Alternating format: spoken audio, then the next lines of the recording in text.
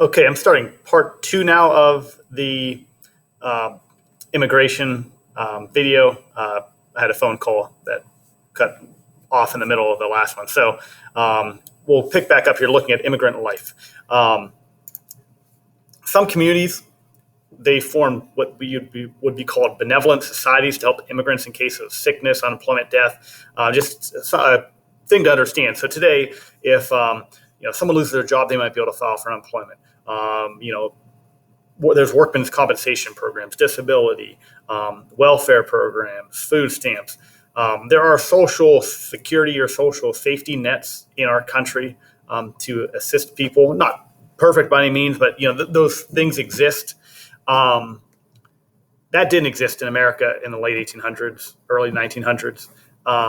Basically, if you lost your job, you're out of work. If it was the husband was the one who worked and made the money for the family, and that husband died, the family was out of luck. Maybe an employer would, give something, but there was no set structure that someone who was injured or killed at work didn't have to. There was the business didn't have to, give something of a payment. For their negligence. That just wasn't the way it was. Many immigrants, they lived in what was called tenements, which are, I'll talk more about them a little bit later on, but very poorly built, overcrowded apartments. And so, here's a picture of one. This does have indoor plumbing. This is probably a little bit later on. Some of these would not even have indoor plumbing. All right. So immigrant workers. Typically, immigrant worker comes to America, they're going to take a low-paying, unskilled job because lack of money to buy farmland, cost money to move to America, and limited knowledge of English would also make it difficult to work in some jobs. I can think, so personal family, my grandpa on my dad's side, so my dad's dad, he would have been about your age. So he came to America when he was 16 years old in 1920. He grew up on a farm. He could have worked on a farm in America. His dad was a butcher. He would have had those skills to work as a butcher. Would not have had money to open up his own shop or buy his own farm. He ended up working in a steel mill, and that's where he stayed throughout his life as far as working wise goes. That would be similar for a lot of immigrants. They may have had the skills to do other professions, but the opportunity was in a factory type job. Sweatshops. Sweatshops exist in America, and if in your head, if you hear that term sweatshop, you might think of like foreign country today, where there's young children who are working, making shoes or toys or shirts or something like that, and getting next to no pay every day. Well, that happened here in America too. You have these small, crowded workplaces, dangerous workplaces. They would hire workers to work long hours for low pay. But again, it was maybe better than what they had in their country they left. For many immigrants too, they didn't go to America to live here long term. They came here for economic reasons to make some more money, and then they would go back and forth to their old country. My grandpa, who I talked about, his dad would have also been from Italy. He came to America and he worked as a butcher in a butcher shop in Boston for a couple years while he had a family and wife and kids at home, and then he would go back. And he came here just to make more money than he could make in Italy. That was it. No intention of staying here long term. He came to make some more money to put his family in a better situation, and then went back. Some would start their own business. So not every single immigrant came in here and had to work in a factory. Some were able to start their own business. Some maybe did overtime, after they earned more money, say in a factory type job. Opposition to immigration was very rampant in our country in the late 1800s. The term would be nativist. So if you're a nativist, you like the people who are here. Now, not Native Americans, to not confuse with that term, but they're just mean native as in native are the European immigrants who already were living here, typically from Britain or Germany or Ireland or Scandinavia, which would be like Sweden, Norway.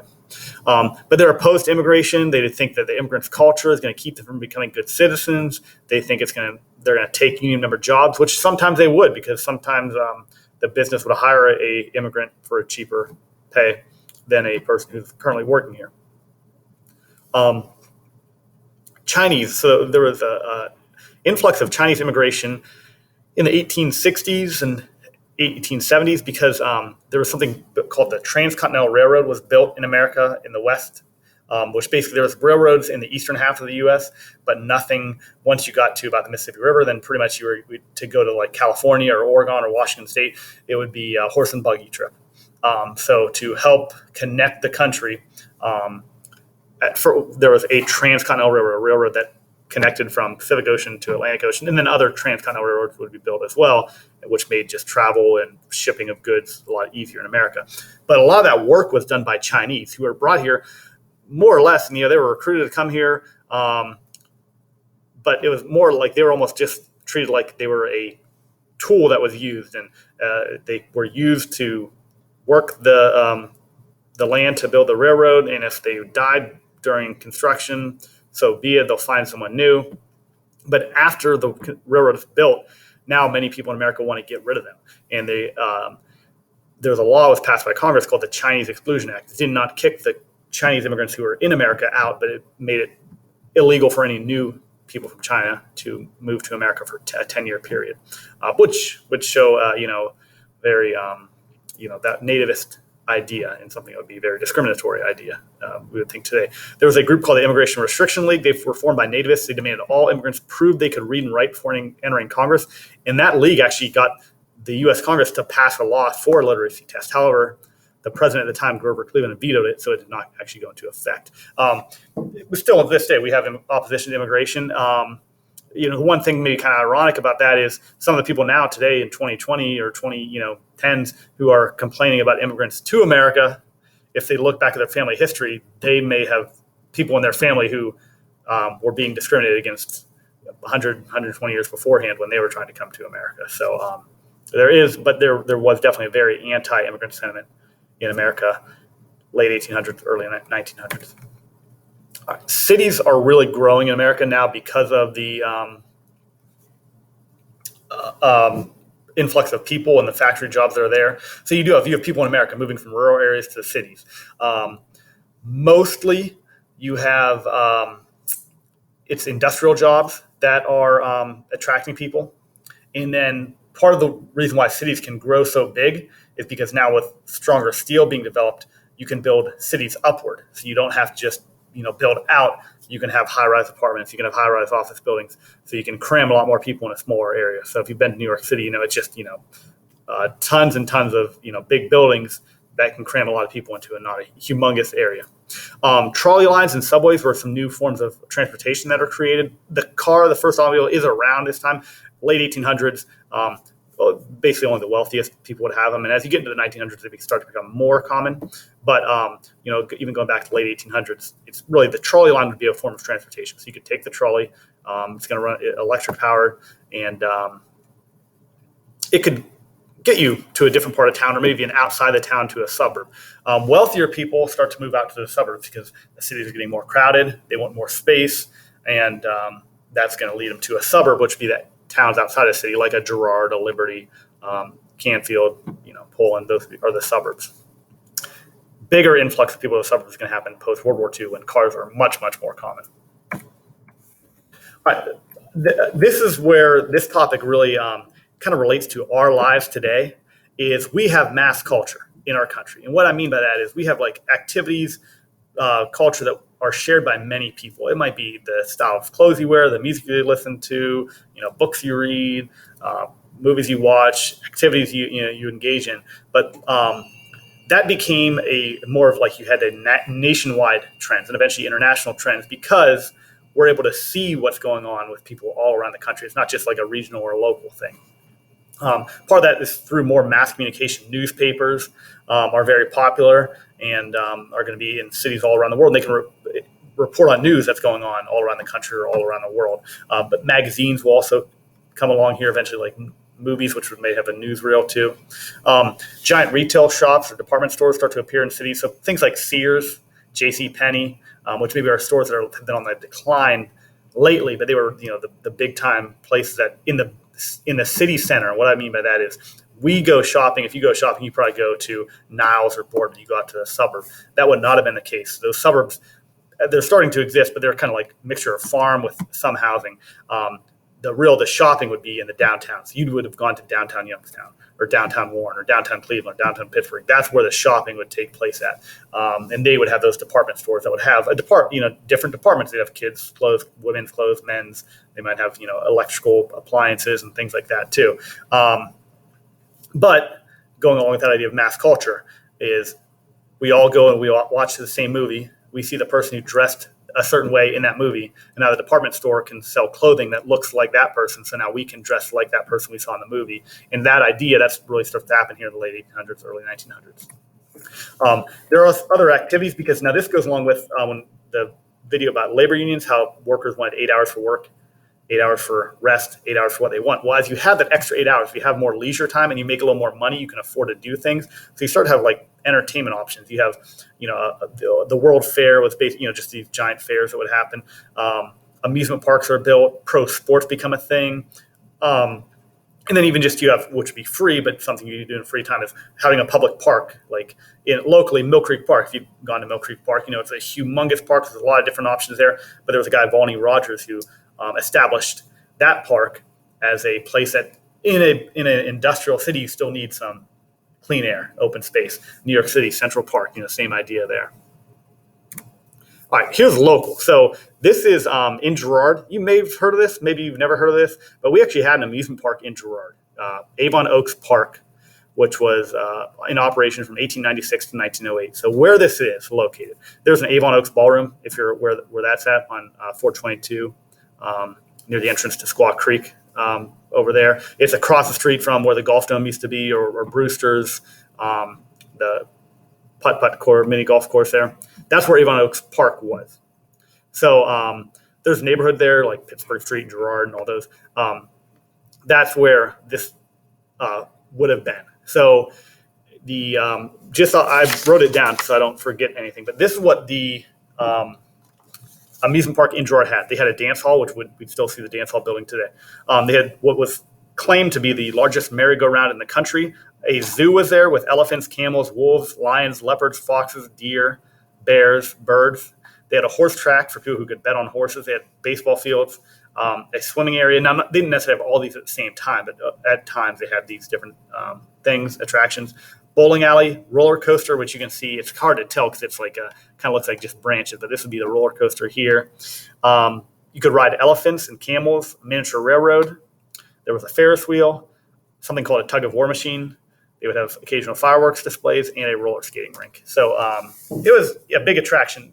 There was another one locally that lasted longer. It was lasted in the 1980s, called Idora Park. Maybe you've heard of that. If you ask your parents, if they're from the Mahoning Valley, your parents, depending on their age, they may have gone to Idora Park. Your grandparents, again, if they grew up in the Mahoning Valley, they probably went to Idora Park. So they may be able to tell you that was on the south side of Youngstown here. If you know where Lanterman's Mill is at, it would be in that territory. But the idea of both, and these were not just something that was only in a Girard, Youngstown area. So the Idora Park in Youngstown, Avon Oaks Park in Girard. Attractions like those happened in cities around America where it's really a lot of times the trolley line operator, they wanted people to ride the trolley and they wanted people to pay money to ride the trolley. So instead of just having stops in the city, usually near the outskirts of the city or in a suburb like Girard for Avon Oaks Park, they would have where the line would extend to at the end of the trolley line, they would have an attraction like Avon Oaks Park. And so you would then get more customers for the trolley line because people would then ride all the way to the final stop to go to the amusement park. And this one, it basically just ran into some financial problems. There was a couple of back-to-back summers where bad weather, a lot of rain. So it's summertime, people didn't want to go out to the amusement park. And then mismanagement of funds by the person who owned it. And it just, failed. And then where those streets over there, there's homes. There was, a steel mill was built, and they built a lot of housing over there for the workers. All right. So those are some good things. You have attractions and you have, new forms of transportation. Those are positives about the growth of cities, but there are a lot of negatives too. There was a very shortage of affordable housing, which is going to lead to those tenements I'll mention here. Sanitation problems. Okay, we have indoor plumbing. That didn't exist. So in cities, if you had to go to the bathroom, you may have to go outside. If you're on the 6th or 7th floor, You may use like what it would be called like a chamber pot to go in the bathroom. And if you were lucky to have a window, which not every person would have a window in their house, but you might just dump it out the window. And so on the street would be human waste. People still had horses at the time, so you'd have horse manure in the streets too. You can find pictures of kids playing in that stuff, which is for sure a humongous health risk. Water pollution, as the factories and all this waste is just going into the water. There's also drinking water. It's just really overcrowded, which with all those other issues lead to a lot of health problems, air pollution. Eventually, people will start to realize how there needs to be government-led solutions to ensure clean water, clean air, safe living conditions for people. And so things will improve. But early on, I mean, it's really, really rough living conditions for a lot of people, along with dangerous too, because there's a lot of crime as well. But those tenements, what a tenement is, it's a rundown, overcrowded apartment. Maybe the term slum you hear, that's what you kind of would think of here. There's this guy, Jacob Riis, who in New York City, he starts to expose the horrible conditions of tenements by going around and taking pictures of the conditions in the tenements. And this is probably the most famous picture from that you see most often. But there's a lot of pictures in this book. And so really it's, he would go and have shows and have a projector and show these pictures, and then the book got released and more people see it. But in this picture here, you see one of these crowded apartments. Now, I see for sure two people up here, I think just two people here, looks like two people here, and then this looks like someone's leg and foot down the bottom. So at least 7 people are in this picture here. I do not see a window anywhere. I do not see a closet anywhere. Now there's, more to the room, but it's probably a single room. A lot of times you have a single room apartment, not a, maybe there's a designated bathroom, maybe not. Maybe it's like a bathroom for the floor that you would use. Maybe you have to go outside if you have to go to the bathroom. But indoor plumbing may not be there in each room. Poor ventilation, no windows, so poor ventilation. So very, very rough living conditions. But people like Jacob Riis, who take pictures and show people how bad it is, get people to react, get politicians to react. And eventually these type of houses are cleaned up. They're torn down, new housing's put in place. Things like playgrounds are mandatory in New York City, at all schools. So kids have somewhere to go outside that's safe and they can play and get fresh air. So there will be reforms because of this, but this would be the initial, situation that people would have found themselves living in.